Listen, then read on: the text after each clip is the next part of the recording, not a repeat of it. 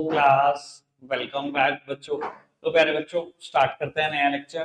कल बेटा हम इंटेलेक्चुअल प्रॉपर्टी राइट्स की बात कर रहे थे, जिसमें हमने दो बातें शायद आपसे कर दी, एक ही बात की थी बस, ज्योग्राफिकल इंडिकेशन, बस और कोई बात नहीं करी।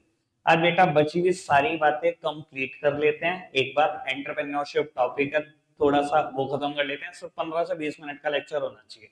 चैप्टर खत्म हो रहा है और उसके तुरंत बाद बेटा इसकी केस स्टडीज भी कुछ खास नहीं है, तो केस स्टडीज भी कुछ है ही नहीं, तो बेटा सीधा मैं शुरू करूंगा कल से चैप्टर नंबर 11। और इंटरनेशनल बिजनेस ये हमारा लास्ट चैप्टर है फाइनल का, रिवीजन का। इसके बाद आप जो कहोगे कोई चैप्टर रिवाइज कराना है तो ठीक, वरना मैं 1 मार्कर्स की तरफ जा रहा हूँ। मेरे पास 1 मार्कर्स बहुत सारे कराने को। Chapter 3 private public and global enterprises, ठीक है सर, वो करा देंगे। और कुछ किसी की फरमाइश नहीं?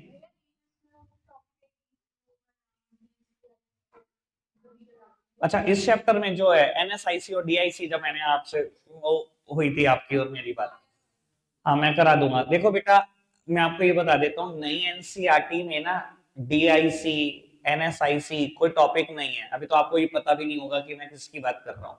बेटा कुछ ऑर्गेनाइजेशन गवर्नमेंट ने सेटअप की हुई है जो स्मॉल बिजनेसेस को प्रमोट करती हैं, उनके नाम है ये, ठीक है ना। ये पुरानी एनसीईआरटी का पार्ट होते थे, नई एनसीईआरटी का पार्ट नहीं है। अब बात फिर वही है कि अगर मैं बहस करने पे आऊं तो भैया, NCERT is the most recommended book of CBSE.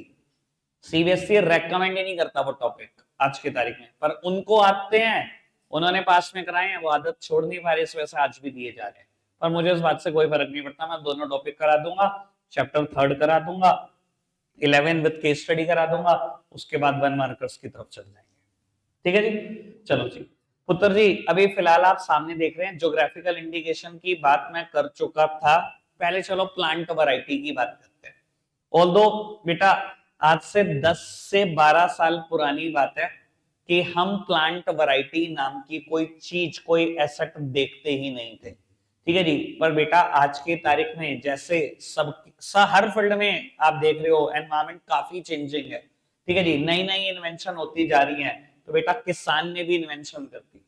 उसने क्या किया बेटा, एक पर्टिकुलर सीड लिया, उसमें दूसरा सीड मिक्स किया और एक नई फसल होगी, एक हाइब्रिड फसल हो गई। जैसे कि बेटा मैं शिमला मिर्च की बात करूं, बेटा कैप्सिकम हमने तो हमेशा ग्रीन ही देखी थी। आज से 12 साल पुरानी बात कर रहा हूं आपसे, मैंने तो सिर्फ ग्रीन ही देखी थी। देखा अचानक से मार्केट में येलो कैप्सिकम आ गई, ऑरेंज कैप्सिकम आ गई, ये कैसे हो गया? बेटा फार्मर ने यही किया, उसने भी अपने माइंड की क्रिएशन लगा दी। एक सीड लिया, दूसरा सीड मिक्स किया, कलर चेंज हो गया और इमरजेंस हो गया एक नई क्रॉप का। यही है प्लांट वैरायटी, ये भी रजिस्टर्ड हो सकता है आपके नाम पर। सेम वे कैबेज की बात कर लो, पर्पल कैबेज भी तो देखी है हमने, ग्रीन के बाद purple. Same way carrot, season की कैरेट अभी जो आ रही है बिल्कुल रेड है, गर्मियों आने दो बेटा ऑरेंज कैरेट खा रहे होंगे हम। ये सब प्लांट वैरायटी है, रजिस्टर्ड होता है आपके नाम पर। क्लियर है जी बात? आगे बढ़ सकते हैं बेटा। ये ना टॉपिक, ये वाला पेज है बहुत जरा सा, पर बहुत इंपॉर्टेंट है पेपर के लिए। चलो जी आगे बढ़ते हैं। उसके बाद बेटा बात करता हूं सेमीकंडक्टर आईसी की। बेटा एनसीईआरटी ने तो बहुत टेक्निकल वर्ड लिखा हुआ है, इतना तो कोई हमने मैकेनिकल इंजीनियर भी नहीं बनना था, ठीक है जी। पर मैंने सिर्फ 2 लाइनें लिखकर खत्म कर दिया। मुझे नहीं पता कि आपके स्कूल वाले इसको कराएंगे भी या नहीं, पर मैं बात बता देता हूँ बेटा। कोई भी मशीन की आप बात करो, हर एक मशीन में एक मदरबोर्ड होता है, ठीक है ना जी। याद करो बचपन में हम वीडियो गेम खेला करते थे, ठीक है जी, और रिमोट से भी खेला करते थे, छोटी वीडियो गेम भी खेला करते थे। बेटा कभी वीडियो गेम को खोल के देखो, एक ग्रीन कलर की चिप से निकलती है, वही उसका मदरबोर्ड है, ठीक है जी। बचपन में कीपैड फोन कभी खुले हुए देखे हो तो बेटा ग्रीन कलर की चिप निकलती है, वही मदरबोर्ड है, ठीक है जी। हर मशीन में होता है मदरबोर्ड। बेटा मदरबोर्ड का सबसे इंपॉर्टेंट पार्ट होता है आईसी, जो उसको पावर देता है। कई बार ऐसा होता था कीपैड फोन खराब हो जाते थे, हम रिपेयर के लिए लेके जाते थे। मेरे फादर का फोन था, खराब हो गया, मैं रिपेयर के लिए लेके गया, तो मुझे सामने वाले पर्सन ने ही बोला, जो रिपेयर करने वाला मैकेनिक था, इसकी आईसी उड़ गई है। ऐसा हम सुनते थे बेटा। वो जो मेन पावर देने का काम करता था बेटा, उसके लेआउट डिजाइन भी रजिस्टर्ड हो सकते हैं आपके नाम पर। कि मदरबोर्ड के इस हिस्से में आईसी होगी, इस हिस्से में रैम का हिस्सा होगा, ये हिस्सा इसको स्टोरेज करने के लिए यूज होगा, ये रोम का हिस्सा होगा। तो बेटा मदरबोर्ड में आईसी लेआउट डिजाइन आप अपने नाम पर रजिस्टर्ड करा सकते हो, उसे बोलते हैं सेमीकंडक्टर आईसी। क्लियर है जी बात? बेटा लेआउट डिजाइन की बात हो गई, प्लांट वैरायटी की बात हो गई, थोड़ी सी बात पेटेंट डिजाइन पर करनी है। ज्योग्राफिकल इंडिकेशन डन है। कॉपीराइट पेटेंट के बारे में मैं वैसे ही समझा चुका, ट्रेडमार्क और कॉपीराइट के बारे में मैं वैसे ही समझा चुका हूं। बेटा अब मैं बात कर देता हूं फटाफट से पेटेंट और डिजाइन पर। पेटेंट पे एक बात बोलूंगा और डिजाइन पर कुछ दो तीन बातें। पहले डिजाइन के बारे में पढ़ते हैं। कहता है a design include shape, pattern और अरेंजमेंट ऑफ लाइंस और colour combination that is applied to any article. यहां पर होना चाहिए फुल स्टॉप, यहाँ पर कुछ ना कुछ बेटा गड़बड़ लिखा गया है, ठीक है जी। लेकिन हाँ बात घूम फिर के यही है, protection given to the eye catching, ये वर्ड भी फीचर है। और उसके बाद कहता था term of protection of a design is valid for 10 year which can be renewed for further 5 year. देखो बेटा डिजाइन का मतलब घूम फिर के कोई भी शेप, कोई भी पैटर्न, कोई भी अरेंजमेंट हो सकता है, बट डिजाइन वही आप अपने नाम पे रजिस्टर्ड करा सकोगे जिसमें कोई आई कैचिंग फीचर है। बेटा ये बात मैं थोड़ा सा इलेबोरेट करके आपको समझा देता हूं। मान लो आईफोन 5 आया, ठीक है जी। जब आईफोन 5 आया था, होश संभाला हुआ था आपने? कुछ याद है? बीच में एक बटन होता था आईफोन के, कुछ याद है? आईफोन के बिल्कुल बीच में एक बटन होता था, ठीक है। ये डिजाइन एप्पल ने रजिस्टर्ड करा लिया अपने नाम पर। कितने साल के लिए रजिस्टर्ड हो सकता है डिजाइन एक बारी में? 10 साल। ये लिखो, ये देखो, ठीक है। और फर्दर रिन्यूअल भी मिल सकती है अगर आप मांगो तो 5 साल। अच्छा एक बात बताओ, 15 साल के लिए डिजाइन आपका हो गया। आज 15 साल बाद जब आईफोन 20 का जमाना आ गया, अगर कोई सेम फीचर के साथ निकाल दे कोई फोन, दुनिया हंसेगी कि नहीं? कोई रेलेवेंस रह गई उसकी?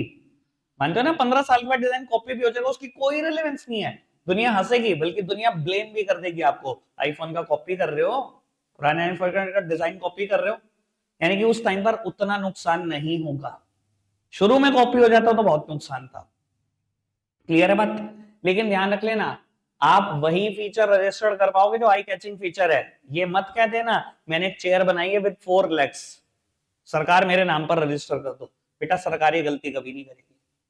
सरकार आपके नाम पर रजिस्टर करके मरेगी थोड़ी, फिर तो दुनिया में कोई चेयर ही नहीं बना पाएगा, आप ही बना पाओगे। ये तो बेसिक फीचर है चेयर का, 4 तो लेग्स होती है। ऐसा फीचर कभी आपके नाम पर रजिस्टर नहीं हो सकता। Feature should be the eye catching feature. क्या मैं क्लियर हूं इस बात को लेकर? समझ में आती है बात? पक्का से? चलो जी। अब बेटा एक बात बोल देता हूं पेटेंट के बारे में।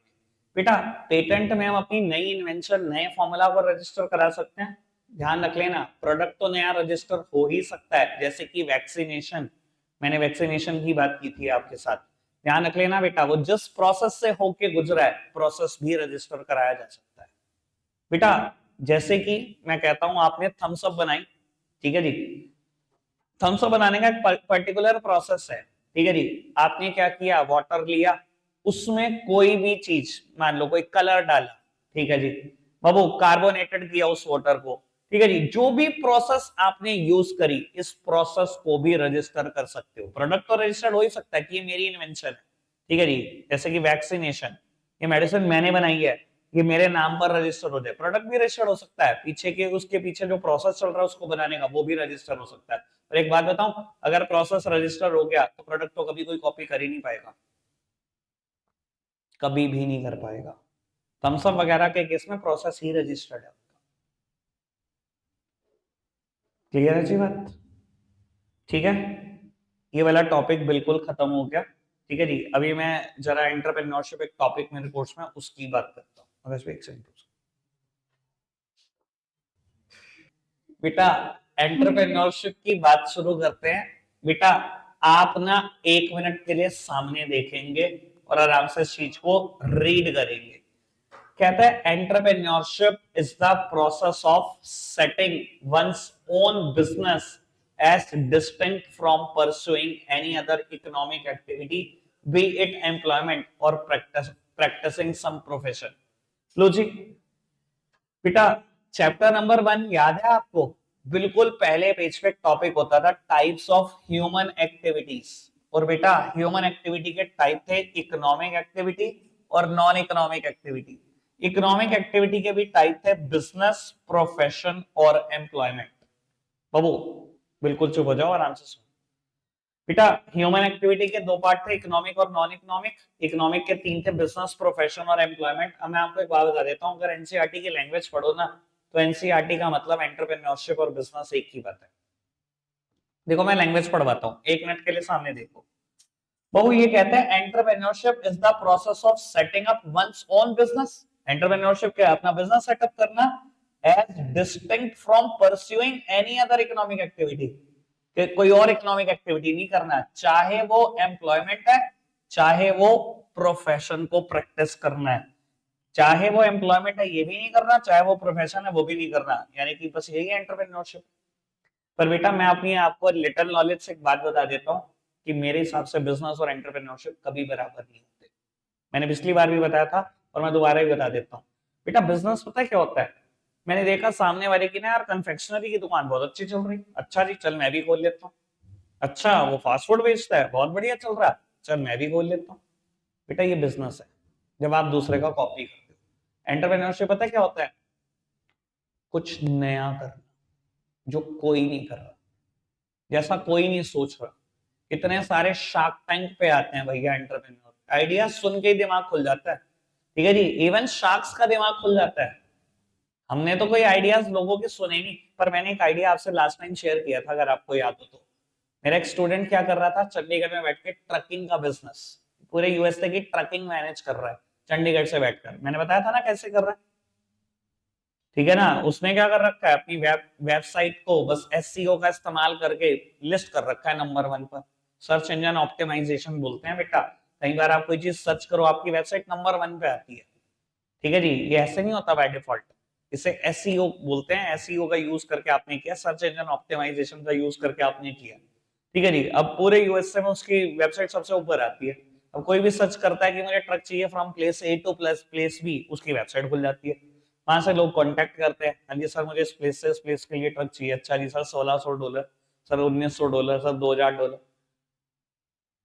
जैसे ही उनको पे किया, उन्होंने क्या किया, यूएसए के किसी लोकल पर्सन को कॉल किया कि यहाँ से लेकर यहाँ तक ट्रक चाहिए, $800 $1000 में तय कर लिया। $500-600 पर ट्रक अंदर कर देते हैं।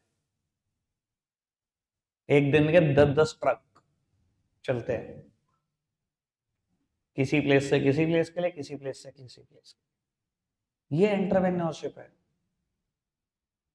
जब आप कोई नया चीज सोचते हो, यूनिक चीज सोचते हो जो कोई नहीं सोच रहा। बिजनेस क्या है? बिजनेस तो यही है भैया, कॉपी करे जा रहे हैं एक दूसरे का। ठीक है जी, समझ में आती है बात? बेटा एक बात पेपर में बहुत ज्यादा पूछी जाती है, उसकी बात भी सुन लो कि ये 1 मार्कर्स के लिए सबसे इंपॉर्टेंट है।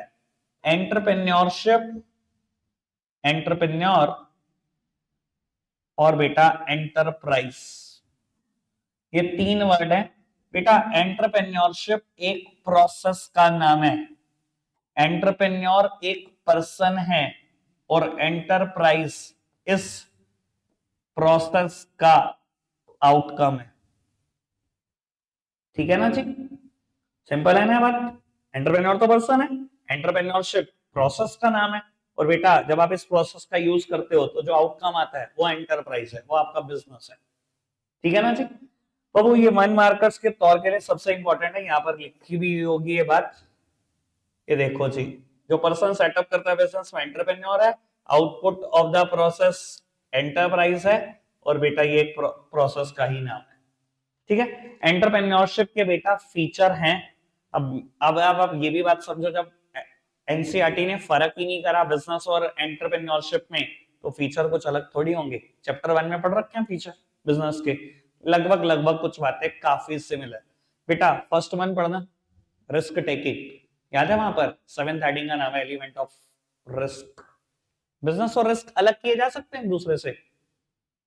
बिजनेस और रिस्क को सेपरेट कर सकते हो क्या? कोई ऐसा एक बिजनेस मुझे भी बता दो जो रिस्क फ्री हो, जिसमें कोई रिस्क ना हो, मैं भी करने में इंटरेस्टेड हूँ ऐसा बिजनेस।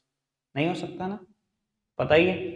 बेटा 4th नंबर पे एनसीईआरटी ने जो हेडिंग लिखी, मैं उससे थोड़ा सा इत्तेफाक नहीं रखता। मैंने पिछली बार भी कहा था, मैं होता मैं ये हेडिंग कभी ना लिखता। मैंने आपको हेडिंग भी समझाई थी, फ्लेक्सिबिलिटी लिखना। बेटा अगर आप बिजनेस में हो ना, तो सच में आपकी अप्रोच रिजिड होती है, वहां से निकलना बड़ा मुश्किल होता है। लेकिन अगर आप एंटरप्रेन्योरशिप कर रहे हो ना, तो यू शुड बी फ्लेक्सिबल कि मैं चेंजिंग एनवायरमेंट के अकॉर्डिंग चेंज हो जाऊंगा, मुझे कोई फर्क नहीं पड़ता। समझाने के लिए एग्जांपल देता हूँ। बाबू, जब कोविड की सिचुएशन हुई, कोविड की इन्वोकमेंट हुई, तो मैंने देखा बहुत सारे टीचर भैया हाथ पे हाथ रख के बैठे, कोई नहीं हम इंतजार कर रहे हैं कोविड हटेगा, मैं फिजिकल क्लासेस में पढ़ाऊंगा, मैं नहीं पढ़ा सकता कैमरा देख के। ऐसा सोच रहे थे बड़े। आपने भी देखा होगा कई टीचर के आप टच में थे, उन्होंने शुरू ही नहीं करी क्लास, मैंने भी देखा। और बेटा, अगर आप सच में एंटरप्रेन्योरशिप कर रहे हो ना, you should be flexible, changing environment के अकॉर्डिंग बदल जाओ, मार्केट में टिके रहोगे। बिजनेस करोगे रिजिड हो जाओगे, टिक नहीं सकते मार्केट। क्लियर है ना जी बात? आगे बढ़ सकते हैं। तो वो थर्ड नंबर पर हेडिंग आती है इनोवेशन। कुछ बताना है? पहला चैप्टर में सब सारी बात करी हुई है इनोवेशन पे, पूरी पीएचडी आई। आगे बढ़ जाओ। सेकंड वन बेटा, बिजनेस या एंटरप्रेन्योरशिप का ऑब्जेक्टिव कैसा होना चाहिए? It should be lawful. ऐसा हो सकता है एंटरप्रेन्योरशिप आप कहो जी आओ जी कोकीन का धंधा करते हैं, आओ जी किसी को किडनैप करते हैं फिरौती मांगेंगे, ये है मेरा नया आइडिया। हाँ कह रहे बिल्कुल कर सकते, गधे कहीं के। बेटा, पर्पस शुड बी लॉफुल, तभी एंटरप्रेन्योरशिप कंसीडर होगा, अगर वो आपका जो पर्पस है वो लॉफुल होगा। ठीक है जी। अब वो फर्स्ट फीचर और लास्ट फीचर है सिस्टमैटिक एक्टिविटी। बेटा, एंटरप्रेन्योरशिप ना बेटा कोई थाली में सजा हुआ गिफ्ट नहीं है आपका। एंटरप्रेन्योरशिप सच मायने में बेटा एक बहुत ही सिस्टमैटिक एक्टिविटी है। ठीक है जी। जब आप सिस्टमैटिक तरीके से बिहेव करते हो तो जाकर एंटरप्राइज डेवलप होती है और आप सच में सीखते हो एंटरप्रेन्योरशिप क्या चीज है। कहने का मतलब बड़ा सिंपल सा ये है यार, बहुत सारे लोग ना ये समझते हैं कि मुकेश अंबानी को तरक्की बाय चांस मिली है, या एंटरप्रेन्योरशिप कोई बाय चांस होने वाली एक्टिविटी है, या गिफ्ट मिल गया ये। भाई ये कोई गिफ्ट नहीं है, ये कोई बाय चांस होने वाली चीज नहीं है, एक बहुत ही सिस्टमैटिक एक्टिविटी है। आप खुद सोचो बेटा। ठीक है, आप सोच सकते हो धीरू भाई अंबानी जी बहुत कुछ छोड़ गए थे इसलिए आज बहुत कुछ वो हो गया।